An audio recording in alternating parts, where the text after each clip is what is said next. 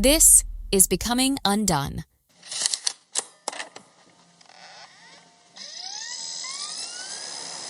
And a few years later, many years later, in 2010, I was coaching my kids' youth sports teams, and an assistant coach said, "Hey, do you want to gamble on sports?" I said, "Sure." And they were small incremental bets, but by the end of that gambling week, it became a large sum of money. And I came up with another genius idea of, let me borrow money from Alanis and I'll just pay her back next week. Borrowing in translation means stealing and embezzling. Unfortunately, that led to a progressive illness, and that led to me gambling every day for 6 years. I mean, when I was in my active addiction every day for 6 years, I couldn't sleep. I was in absolute hell. I didn't want to live. I defaulted to starting to use cocaine. I wasn't emotionally regulated. I wasn't emotionally mature. I was in a dark place. And again, no excuse, but that's just how my mindset was. Ultimately, my higher power sent me a signal, and he said, you need to go to addiction studies school, get your KDAC, and then I want you to go to grad school and become a marriage and family therapist with an emphasis in addiction and trauma, so that people don't make the same mistakes that I made. And so I'm proud that that was my journey and has been my journey, and I'm proud of being that therapist today. My name is Jonathan Schwartz, and I am undone. Hey friend, I'm glad you're here. Welcome to yet another episode of Becoming UnDone, the podcast for those who dare bravely, risk mightily, and grow relentlessly. I'm Toby Brooks, a speaker, author, professor, and performance scientist. I've spent much of the last 2 decades working as an athletic trainer and a strength coach in the professional, collegiate, and high school sports settings. And over the years, I've grown more and more fascinated with what sets high achievers apart. Now, failures that can suck in the moment can end up being exactly the push we needed to propel us on our paths to success. Each week on Becoming UnDone, I invite a new guest to examine how high achievers can transform from falling apart to falling into place. I'd like to emphasize that this show is entirely separate from my role at Baylor University, but it's my attempt to apply what I've learned and what I'm learning and share with others about the mindsets of high achievers.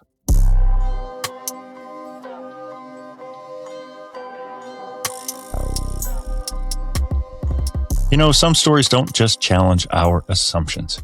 They confront us and they force us to face the reality, sometimes the repercussions of the things that we've done. Today's guest lived at the highest level of success, trust, and access. He advised global icons. He managed fortunes. He was inside rooms most people will never see. And then, slowly, quietly, but relentlessly, everything around him unravels. This is not a story about celebrity. It's a story about addiction, about denial, about ego, and about what happens when the mask finally comes off. My guest today is Jonathan Schwartz, a former top-tier entertainment business manager whose compulsive gambling and addiction not only cost him his career, but his reputation and ultimately his freedom. After embezzling millions from his A-list celebrity clients, including some of the most recognizable artists on the planet, Jonathan was sentenced to 6 years in federal prison. But this episode isn't just about crime. It's about the collapse that happened before it. And most importantly, the rebuilding that's occurred after it. In our conversation, Jonathan takes us inside the psychology of addiction, the terror of living a double life, and the moment when being caught became the thing that saved his life. We talk about shame, accountability, prison, recovery, and the long road of becoming someone new when you can never go back to who you were. A quick note for the listener, today's episode includes a candid discussion of addiction, suicidal ideation, incarceration, and personal trauma. While the conversation is honest and ultimately hopeful, it can be heavy for some listeners. So take care of yourself and listen when and how is right for you. This is a conversation about what it means to truly take responsibility, not just with words, but with a life rebuilt one right next decision at a time. If you've ever wondered how someone falls this far, if you've ever lived with a secret you were terrified to expose, or if you've ever believed your worst chapter disqualified you from purpose, this episode's for you. This is Becoming UnDone, and this is episode 149 with Jonathan Schwartz. Greetings and welcome back. Becoming UnDone is a podcast for those who dare bravely, risk mightily, and grow relentlessly. My name is Toby Brooks, and each week I bring you a high achiever who's figured out how to transform from falling apart to falling into place. And today's guest, his journey reads like a Hollywood script, except this one comes from real life. Jonathan Todd Schwartz is joining us, a man who's walked through the fire, faced the consequences of his choices, and emerged with a mission larger than fame and fortune. Jonathan, thanks so much for joining me today. Thank you. Quite the introduction. Yeah. Well, I was familiar with your story without realizing I was familiar with the story. I remember reading about Alanis Morissette's manager and, all the things that went along with that at the time. But before we get there, one of the common things in this show we talk about is sometimes the adversity or the setback is, it's magnified because of the journey ahead of time. And so I guess I always start at the beginning. What did you want to be growing up and why as a kid? I mean, in a perfect world, I would have been a Major League Baseball player, but clearly it's not a perfect world. And I'm certainly wasn't, I didn't have the credentials or the skill sets to do that. I'm a diehard New York Yankee fan, born and raised in upstate New York. Other than that, I knew I was destined to become a CPA. I had 7 cousins in the family that are CPAs or were CPAs. And was the only subject that I was really interested in school. I wasn't a great academia student in high school, college. It wasn't until I went to grad school to transition to my current career where I really loved knowledge, loved learning, and loved studying. But I knew I was destined to be a CPA, and in particular, an entertainment business manager, because one of those 7 cousins was in the music business and asked me to come work for him, not on my timeline, but when he thought I was ready. Yeah. Well, I think that's a great segue into my next question is, going from little league dreams of being a big leaguer to starting to carve out a niche and starting to understand how perhaps love of finance could translate over. So talk me through how you got to what most would have considered the top of your industry and how you felt when you eventually got there. So first started when I was given the opportunity to actually be invited to come work for my cousin. He had me I got paid very little money at that point in my life, but I was learning from a person whom at that time I respected and viewed as a mentor. He said, go into the mailroom, pull out client files, read everything you can read, ask questions, don't profess to know something when you don't know something. And I didn't want nepotism associated with me. So I was the first one in, the last one to leave. And I read those files from page 1 to the last page. And I just was a sponge. And that's what I needed to be because I worked for in the financial district, of San Francisco for about 3.5+ years, honing my analytical skills. And that gave me a foundation to accept his invitation to come there. And now it's time to learn about music publishing, music touring, risk management, dealing with athletes, dealing with actors and actresses. And although unfortunately in the industry, one can call themselves a business manager without having a professional designation. So I feel like it really helped me to have those 3 initials next to me, CPA. I think that anyone looking for a business manager should find someone who has those professional designations because, we're responsible as business managers for their entire financial life, personally and professionally. What Jonathan is suggesting here is increased professional regulation for entertainment business managers, something that just didn't exist when he first entered the specialty. I did a quick look. Today, there are a number of college programs at both the undergrad and graduate levels for entertainment industry business management, but in most jurisdictions, it remains an unlicensed profession. And as a result, anyone with a business card and enough sales skill to convince someone else that they can do the job can hold themselves out to be a business manager. While that alone is cause for concern, many do so with virtually no oversight or accountability, even to other people working in their own offices. As a result, that temptation to play it a little fast and loose with the books and with someone else's money, especially with little to no outside or third-party accountability, is a situation that is rife for abuse. When you also consider the 7- and 8-figure dollar amounts that the A-list celebrity business managers have access to, it can be a recipe for disaster.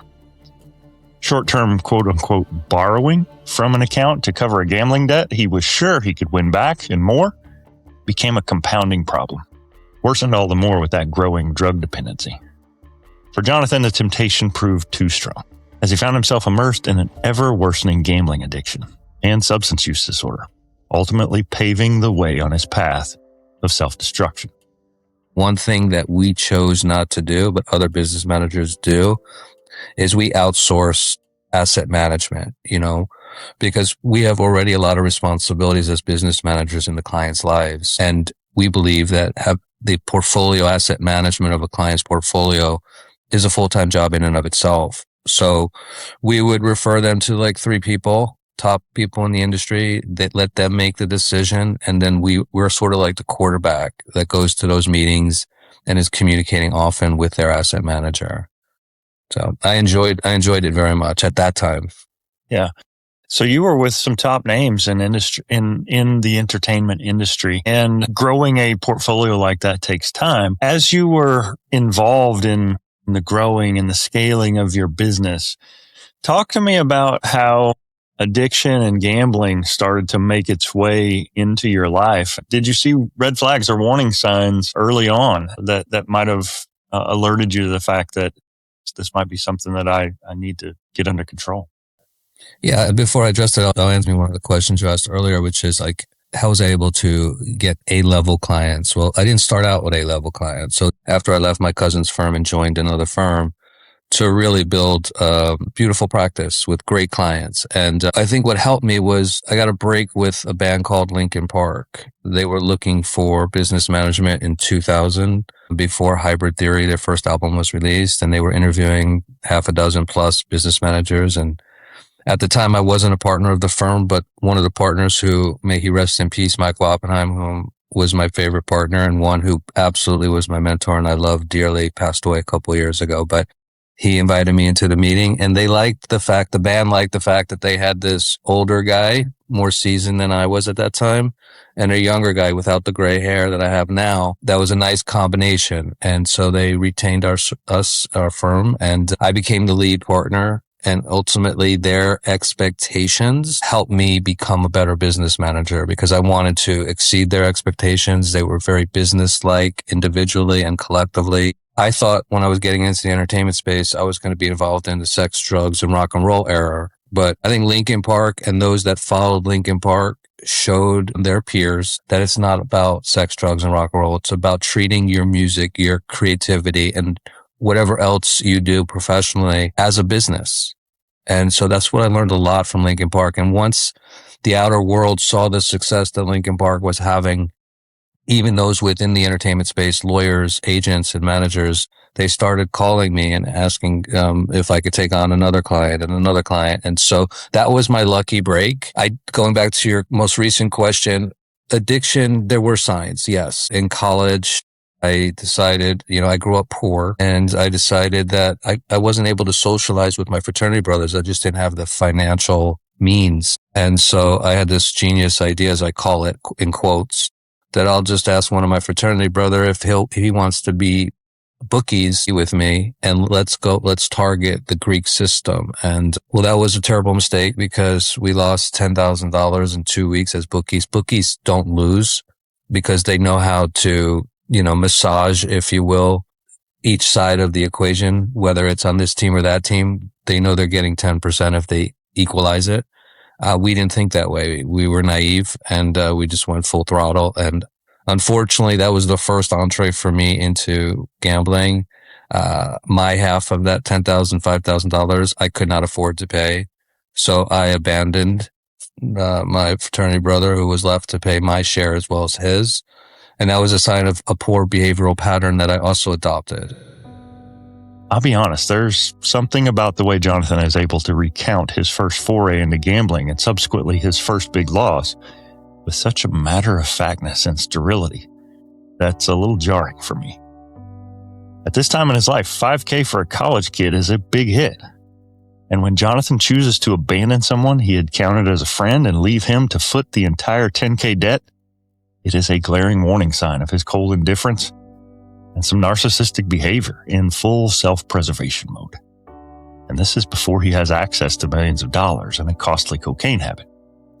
So with time, this simmering warning sign would explode into a growing dependency that would threaten his entire life and ultimately change it forever.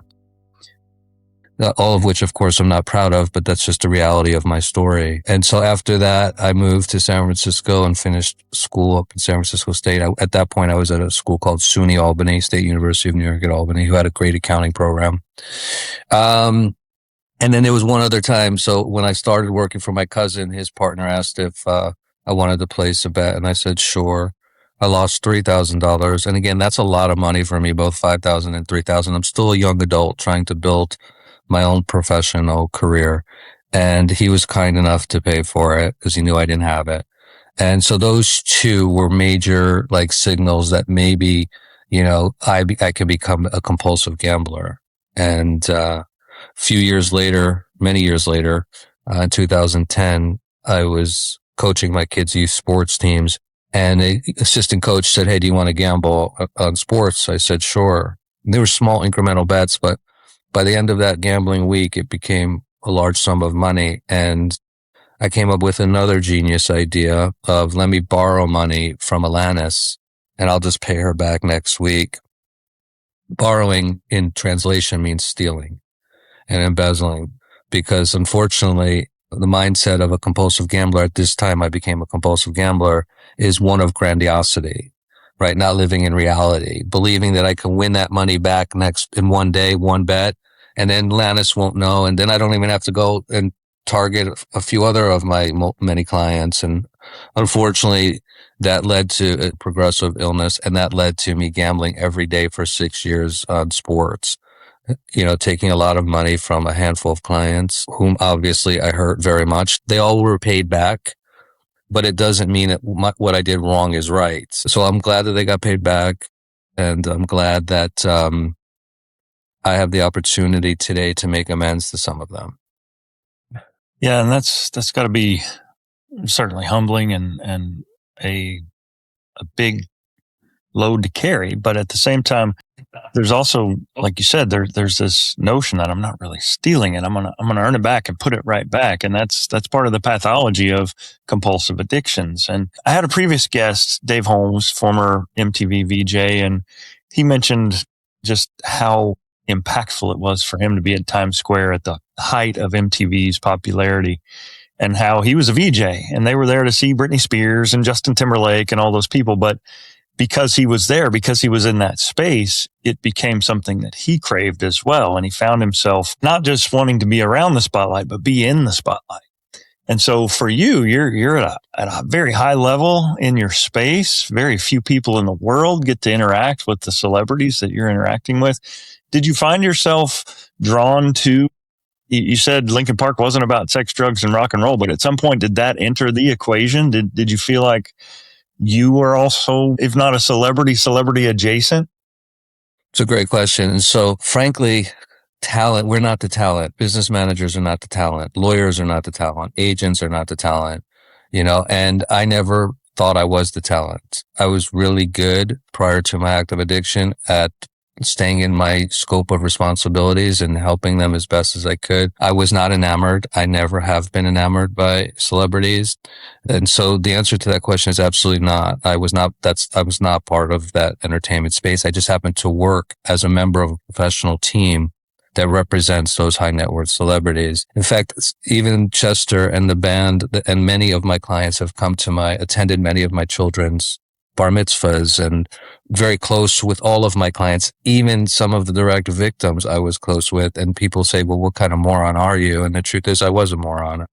I dropped my moral compass that I thought I had. I thought I had integrity, but clearly I didn't. I was violating my fiduciary responsibility and couldn't look myself in the mirror. When I did, I wasn't proud of who I saw. I don't make excuses. I don't blame it on my childhood trauma, although that's clinical evidence to support maladaptive behaviors, including but not limited to addiction. But the truth is I own it, and I want everyone that I speak with to learn how to take personal accountability. And I'm proud of that in me. I'm proud that my ego from those days is gone. I'm proud that I've adopted humility and becoming the person that I'm becoming today. Yeah. So in 2016, Alanis Morissette or her team discover that there was nearly $5 million missing from her accounts. And that's when the ball started on this collapse. Looking back to that moment, the day before that happened, what was life like for you and the existence that you were leading the day before the bottom fell out? I mean, when I was in my active addiction every day for 6 years, I couldn't sleep. I don't like using curse words, but I was in absolute hell. I didn't want to live. It became suicidal ideation. I defaulted to starting to use cocaine, and I was probably doing that subconsciously because I have heart condition to kill myself. Frankly, I'm glad I didn't. I have 3 beautiful adult sons that I'm still trying to earn back trust of at least 1.5 of them, if you will. And these are all because of my poor choices. But it was awful because I was putting up, as they say in the AA book, I was living a double life, putting up a facade to the outer world that I was Superman. But deep down inside, I was completely insecure and low self-esteem, presented myself very differently. But I knew that I didn't know how to connect with my emotions. I didn't know how to connect body to mind somatically. And I was afraid every day that I was going to get caught. I didn't have the courage to ask for help. I wish I did have the courage to ask for help back then. Things would have been very different. The impact would have been mild, not severe. But I don't live in my past, but I don't forget my past. And it was tough. It was really hard, but I'm not seeking empathy from others. I got everything that I deserved. My 6-year sentence in federal prison, I deserved. Now, rest assured, this isn't the first time that Jonathan has recounted his story. And I did some research for this episode, and I came across several other podcasts where he shared this same journey. And let's just say that below the episode, that the listener comments were less than complimentary. There's that same matter-of-factness in his delivery that seems to rub some people the wrong way. And maybe it comes across as indifference at the least, or a lack of repentance at the worst. But as I hear him speak, I don't see it that way. Consider, after all, that Jonathan's a CPA by training. His prior professional life was built around dealing with facts. And even when he began a life of criminal behavior, embezzling 7 figures from A-list celebrities, he wasn't dealing with the emotional side of things, but rather the factual. In recounting the data surrounding his story, he just tells it like it is. And it might be tempting to see that as non-repentance for a criminal past. But when you look at what has come of his life since emerging from over a half a decade in a federal penitentiary, you see a life that's been shattered, only to be rebuilt with a heart to serve. So maybe to those random commenters, I'm gullible. But what makes me willing to overlook the flat, factual delivery of specific behaviors that led to prison are the actions of a man who is now a counselor, who works every day to help others, dealing with their own addictions and compulsions. It was a steep price to pay that all started behind bars. I learned a lot in prison. I did a lot of self-reflection. Often people ask me, Jonathan, if you were given a magic pill to make all of your addictions go away, would you have taken it? The answer to that question is absolutely not. Because if I took a pill and the next morning I knew I was sober and abstinent from gambling and drugs and poor choices, I wouldn't want that. Because I didn't take a pill, I took time to reflect on myself. I took time to look at all of my poor choices and to look at all the people that I hurt, my former partners, my employees, the community that I lived in, my beautiful 3 children, my beautiful ex-wife now, my mom, my stepfather, my brother. I hurt everyone in my world, and including myself. But I needed to go to prison. I needed time to remove some of my defects of character, if you will, and start to learn who I really want to become as my authentic self. And that opportunity really helped shape me as to who I am today.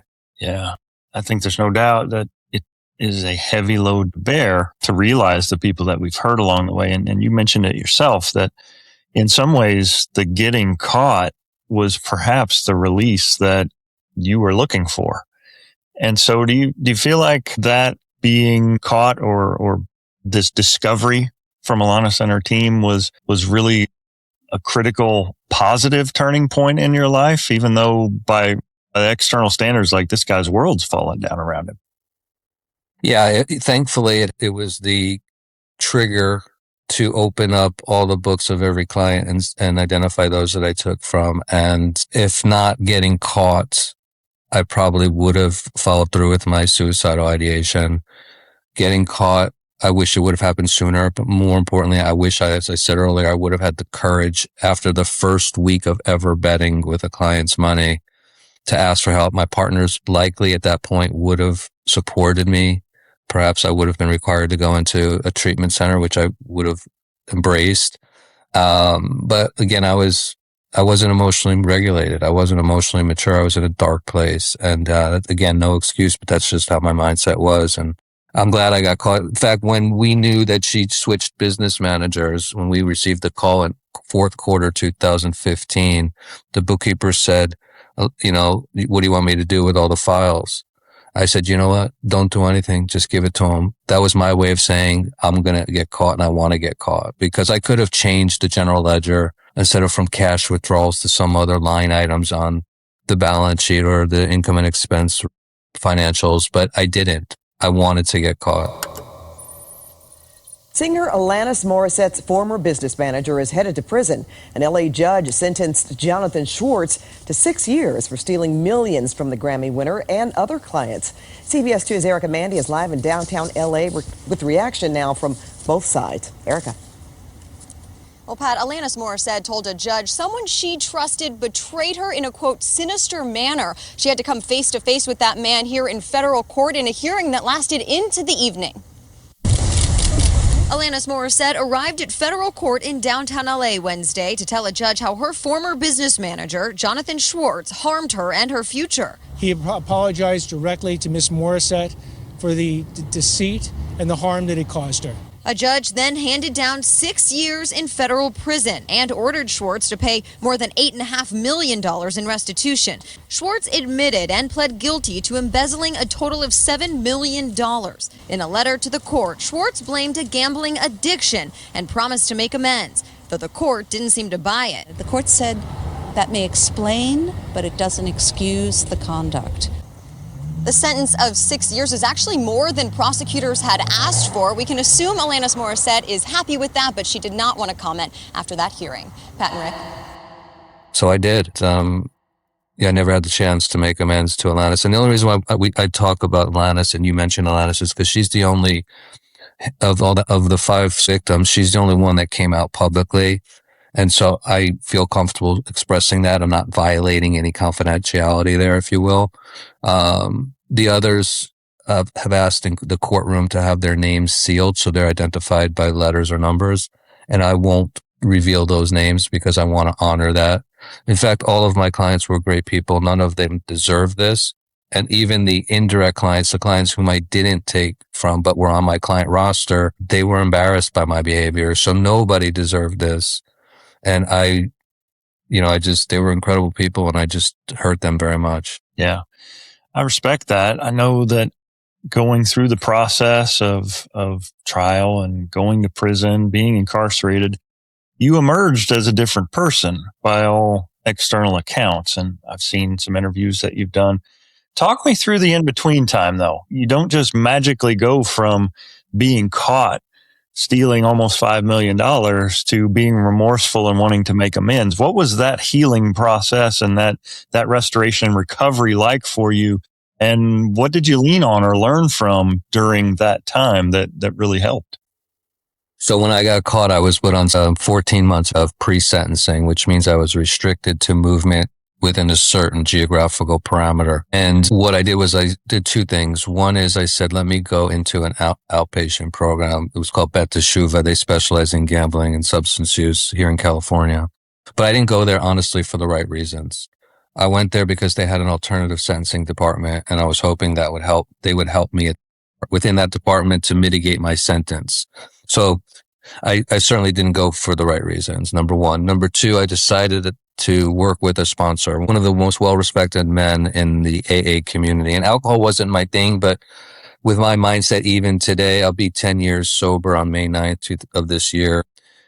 I'm just as susceptible to a relapse today as anybody else with 2 or 3 days. But I worked the steps with him. And when I saw the step 1 instructions to accept that my life was powerlessness and unmanageable, I called him up the next day. I said, I can't do this step 1. I don't understand. He says, what don't you understand? I said, me, Jonathan, like unmanageable and powerlessness? He said, schmuck. You're facing 23 years in federal prison. You don't think your life's unmanageable and you're powerless over it? I said, very good point. Let's get started. And that in part, was that leap that I needed to stop my deniability, stop my dishonesty and manipulation, to drop my ego, adopt humility, surrender to a power greater than myself. And he is the man that probably saved my life. I'm very active in the 12-step community today, particularly Gamblers Anonymous and Cocaine Anonymous. And I attribute who I've become to that program. So that was my journey pre going into prison, working the steps with a sponsor, attending meetings, attending home groups, going to an IOP that I really didn't want to be there, but the optics looked good. So I went, and I did learn some things, but not as much as I could have had I had a more mature mindset and more internal validation and motivation. So that was that got me to a point where in prison I can continue with the 12 steps. We had AA in prison. And so I did attend, not regularly, but enough to say that I attended, maintained sobriety within prison where they're gambling all the time. They're bringing in contraband. I never received a disciplinary fraction, anything. I was a nerd. I became a nerd in prison. I became risk adverse in prison. And I taught a victim impact program in prison to help inmates understand that their poor choices had victims and to own it, as I said earlier in your podcast today. And that was really rewarding. And I taught accounting. And so I started being of service while incarcerated. Here you hear Jonathan's slow and admittedly resistant trek from struggling addict and convict looking to do things that might look good and perhaps lighten his sentence, to someone who's done the inner work and now understands where he went off course and ultimately began to choose to serve others. Not because it looked good, but because it was the right thing to do. Slowly, a seed began to sprout that would send his life in a vastly different direction than CPA and business manager to the stars. But even that path wasn't without some significant setbacks.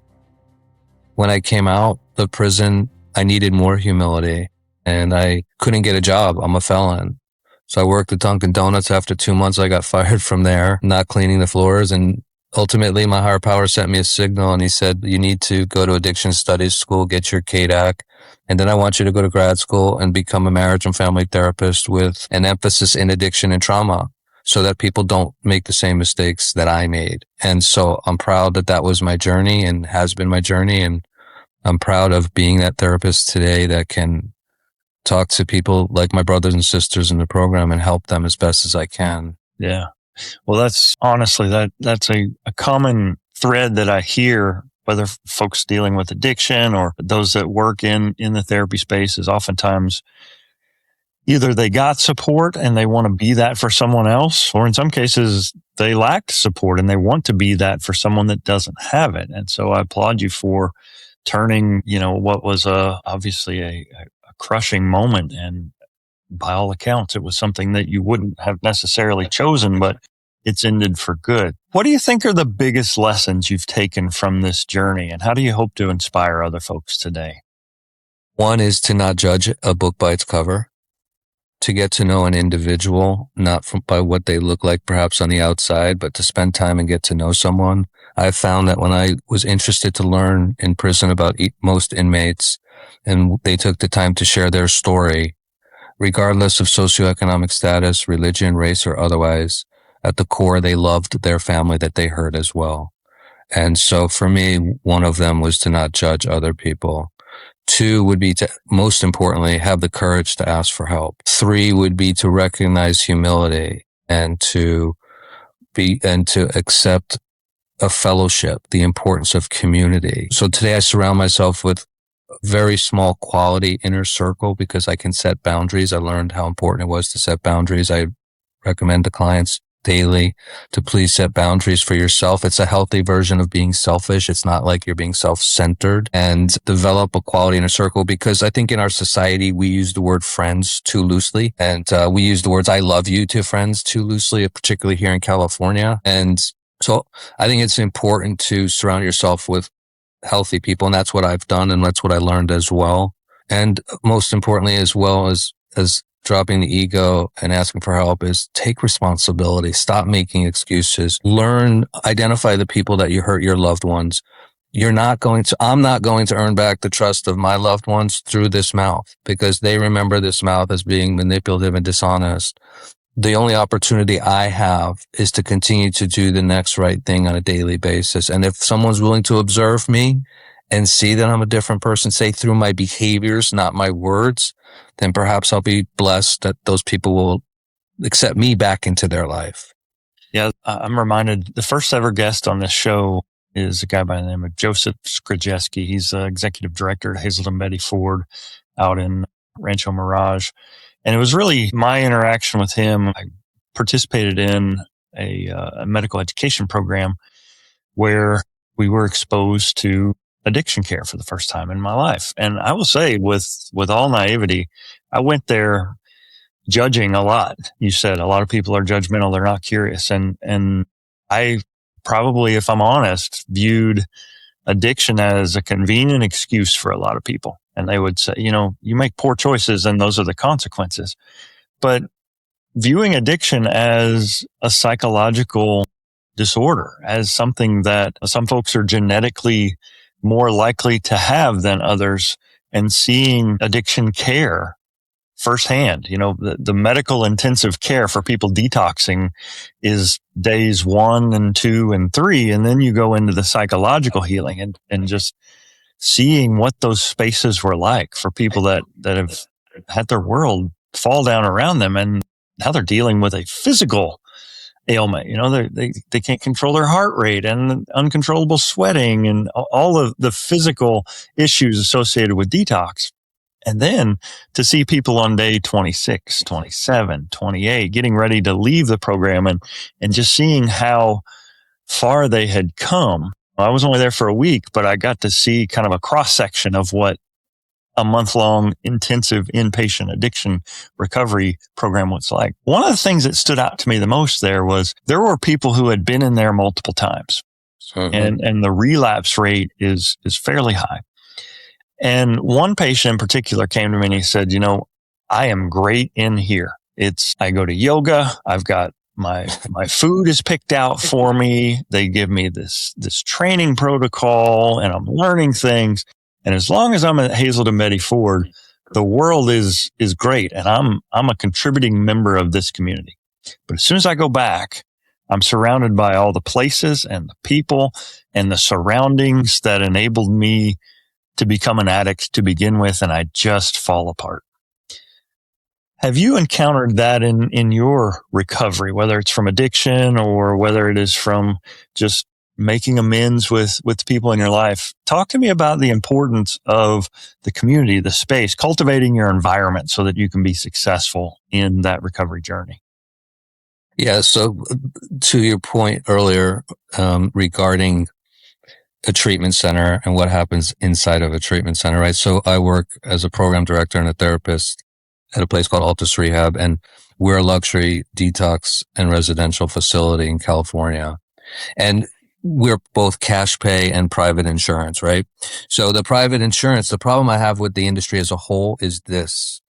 So every week or every X number of days, the baseline timeline is 30 to 40 days. If you're lucky, you can get more than 30. If you're lucky, you get 40 plus.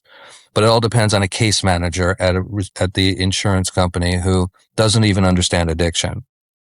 So yeah, their detox could take 3 days. It could take 10 days. It all depends on what substances they've entered treatment with. And it can be severe, but we have doctors and nurses that manage those withdrawal symptoms, every moment of every day that they're struggling with their withdrawals. But to extend them further when they step down to residential level, RTC, it is a constant battle with insurance companies. And it's really the pet peeve that I have. I jokingly, but yet somewhat seriously want to go in front of Congress and talk about this.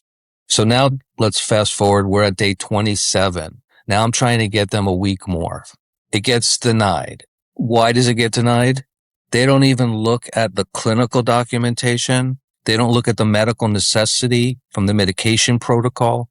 They have a script, and the script says protect our bottom line. And so if they don't authorize more days, then guess what happens in the eyes of the insurance company, their bottom line, it goes up. I would love to say to them, but it's not pro-recovery behavior for me to say this. Are you kidding me? What you're doing is you're setting up your insured to leave here prematurely when there's still family sessions that need to be done, because most people in addiction rupture the family dynamics. So we want to give someone a Vivitrol shot. We need time to manage that post the shot. And so you don't realize, insurance company, that your bottom line is going to suffer because you're setting them up for a relapse. And now they have to start over and over again because you do not understand addiction. And I don't care if I even speak to an addiction doctor. They have strict rules. And it's sad. And that's what I'm very disappointed about within the recovery community, private insurance companies. And I'm also not naive to understand that people in our society don't understand addiction and mental health well enough. I think we need to educate people more. But yeah, to your example, that's why people are constantly coming back in, because they're not getting the authorization or they're not putting in the work. Right. And if someone's here is not doing the work, I'm going to encourage them to leave, because we have a bed available when you leave, if you're not here for the right reasons, that for someone who really wants to be here and better themselves. And so, yeah, that for me, surrounding myself in treatment is not my recovery program. Do I love being of service to my clients? Do I try to help every client? Absolutely. It's not a job for me. I don't have a job. This is my passion. But my fear, as I mentioned earlier, is to become complacent. And so I am very active, like I said earlier, in the 12-step community. I don't preach the 12 steps to clients. There are 3 fellowships or even more. They can choose, we'll take you to, like I'm taking clients this morning to a CA meeting. Let's go see a 12-step meeting. Let's attend it. Let's go to a smart recovery meeting. Let's go to a Dharma recovery meeting. The idea and the concept behind a fellowship is those rooms understand the way our minds are wired. Where are you going to be in a community like that where you can say anything and feel safe, and you're going to get people who are saying, I'm struggling with that. Can we talk after the meeting? Go to a church, go to a synagogue, go to some community where you feel like you have people that you can talk to, and that you're not alone. And you're not isolating and bored, which is a common trigger for many people in addiction. But you also mentioned a thing that I believe is the number one question asked within the addiction community globally, and that is addiction a disease or is it a choice? Well, there's clinical evidence called multi-generational transmission. My father was a gambling addict and a cocaine addict. May he rest in peace. I never wanted to be like him, but I became much worse than him. That's the disease component. A question always posed on any assessment during an intake is there any substance use history in your family? And 99% of the time, the answer is yes. So there's that multi-generational transmission, a disease component, but at some point it becomes a choice. And so I believe to answer to that question, in my professional opinion, is it's both. It starts off maybe as a disease with the genetic makeup, but then I certainly had a choice, and I continued to make poor choices. I didn't make the right choices. Yeah. Yeah. And I think if you ascribe too tightly to either one of those extremes, it becomes an excuse or an explanation that strips the person of their individual culpability, I guess you could say. But it also, if you're too far in it's just a choice and you're just making poor decisions, you're not recognizing that some people are genetically pre-programmed to struggle with this more than others. And there's a lot of privilege kind of baked into that. So I think your point is well taken that, yeah, you may have a predisposition, but you also have an active role. Want to be respectful of your time, wind it down here a little bit. I've heard it said that when words aren't enough, you sing, and music oftentimes expresses emotions in a way that few other things can. A question I ask of all my guests is, if we were to watch a montage of your life, what song would you pick to play in the background and why? Good question. I would probably pick a song that Chester Bennington from Linkin Park wrote called Lost.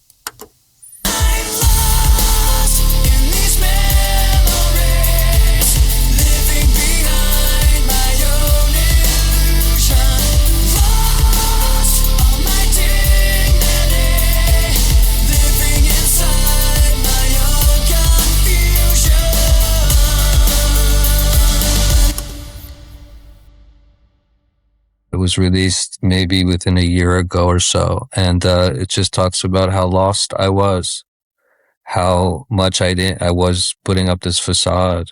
And, may Chester rest in peace. That man went through a lot and unfortunately killed himself when I was in prison. And I miss him, think about him dearly. But yeah, the song "Lost" that he performed with Linkin Park is a song that is near and dear to me because that was my life too. I was lost. Yeah, and hopefully through all this, you've managed to find purpose and clarity. And I love how you said that. You don't have a job, you have a purpose. You have a purpose. Like, I don't wake up every morning and go, oh my God, like most people do. Like, oh my God, I got to wake up to go to work. Woo me, victim. I wake up. I'm the first one in here. I love seeing clients wake up and asking them how their night was. Do you want to talk about anything before we do a formal session or do group therapy? This is not a job. Like I said earlier, I make very little money. I happen to work for an incredible woman who's a great boss, who's given me an opportunity as a felon to start here years ago as a case manager and ultimately become a program director and therapist because I'm indebted to her. I'm indebted to the people that I work with that have helped shape me as well, the people in my sober network. But this isn't a job. It's my passion. I know this is what my higher power wanted me to do. And he guided me here. And, am I emotionally exhausted and drained at night doing sessions? Of course, that's part of being a therapist. And I realize I can't help everyone. Therapists must realize that maybe you're not a good fit for someone. But the beautiful part about being a therapist in this environment is I'm not just spewing the academia portion that therapists learn from books, but my life experience with addiction and trauma almost immediately establishes a therapeutic alliance and rapport with the clients and trust. And that's special to me. I'm in the right place. I'm with people much like me. And it's nice to know that I'm playing a role in helping them re-enter their lives, working with their families and feeling better about their relationships versus when they first came here to when they leave. And that's the best joy and the most rewarding thing I've ever done in my life. Yeah. You may have answered this one, but I always kind of wrap with this one at the very end. The title of this show is Becoming Undone, how we go from feeling like we're coming apart at the seams to realizing we've got a purpose yet unfulfilled. And for you, you've pivoted into this therapy space, but I'm wondering what for Jonathan Schwartz is left unfinished? What's left to be done? Still earning back the trust of one of my children. Very important to me. Still helping my mom get through her stage 4 lung cancer and seeing her survive a lot longer each day. Professionally, coming out with my book that I believe will really help people, followed by, God willing, a Netflix series or a big screen feature film. And then I want to tour like a Jordan Belfort and a Tony Robbins. And I want to give the same messages I've given you and your listeners today. Have the courage to be vulnerable. Do not judge. Take personal accountability. Learn who you are. Become your authentic self. Connect with your emotions. And just do the right thing. So that's my hope for things that I still haven't done, but those are my passion projects. Great. How can listeners connect and follow along with the work that you're doing? Thank you for asking. They can follow me on my professional Instagram, which is at The Real Jonathan Schwartz, JONATHAN Schwartz, SCHWARTZ. Small following, growing it organically. And I would love, and if they have any questions once they join or they log into my Instagram, I'm not a technology person, and they want to direct message me if they need help, I'm happy to help. My name is Jonathan Schwartz, and I am undone.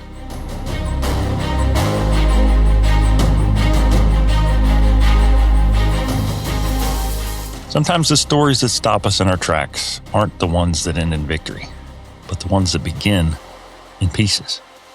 Jonathan Schwartz didn't just fall from grace. He imploded under the weight of his own unchecked aspirations and pain and addictions.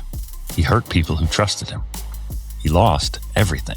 And then from those pieces of what used to be in his life, he chose to assemble something better. Accountability, recovery, and purpose. Not performance, not PR, but real, hard, daily work. And that's what struck me the most in this conversation. It wasn't just the scope of the collapse, but the humility in the rebuild. Not once did Jonathan ask to be excused for his behavior.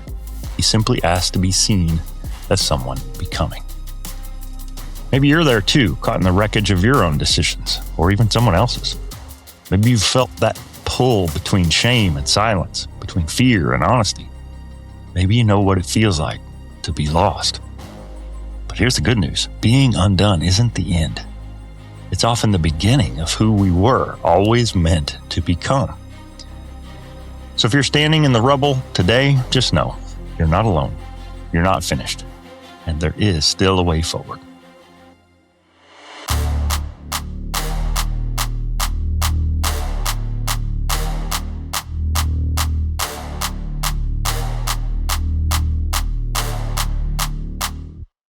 I'm thankful to Jonathan for dropping in, and I hope you enjoyed our conversation. For more info on today's episode, be sure to check it out on the web. Simply go to undonepodcast.com/EP149 to see the notes, links, and images related to today's guest, Jonathan Schwartz. Some quick updates about the show. We dipped a bit, but we rebounded mightily this week. Peaked out at number 5 again in the world in education and self-improvement, and hit an all-time best at number 115 in Apple's top 200. If you want to follow along and see our progress for yourself, you can now go to undonepodcast.com/rankings. Cheers on. My goal for 2026 is to stay in that top 5. That was one of my goals. So we already got there in February. So that's awesome.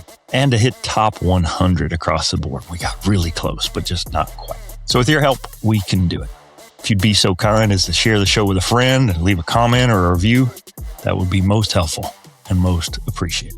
Coming up on the show next week, I've got a solo episode in the works where I reflect on the career and this week's painful end to the legendary career of Olympian Lindsey Vonn, whose grit and bravery to compete with a torn ACL in the 2026 Winter Olympic Games has become a point of debate. I'll break down what her presence at the Games meant and how her first statement following a serious leg injury just moments into what would be her final run are worth a close look. Then I'll have former Australian fighter pilot Christian Bukosis, whose pivot following a storied military career has him today speaking to C-suite executives and others who lead people, lead impact, and lead in the moment. This and more coming up on Becoming UnDone. Becoming UnDone is a Nitro Hype creative production written and produced by me, Toby Brooks. Tell a friend about the show and follow along on Facebook, Instagram, and LinkedIn at Becoming UnDone Pod. And follow me at Toby Brooks, PhD on Facebook, Instagram, and LinkedIn. Check out my link tree at linktr.ee/Toby Brooks, PhD. Listen, subscribe, and leave me a review at Apple Podcasts, Spotify, iHeartRadio, or wherever you get your podcasts. Until next time, friend, keep getting better.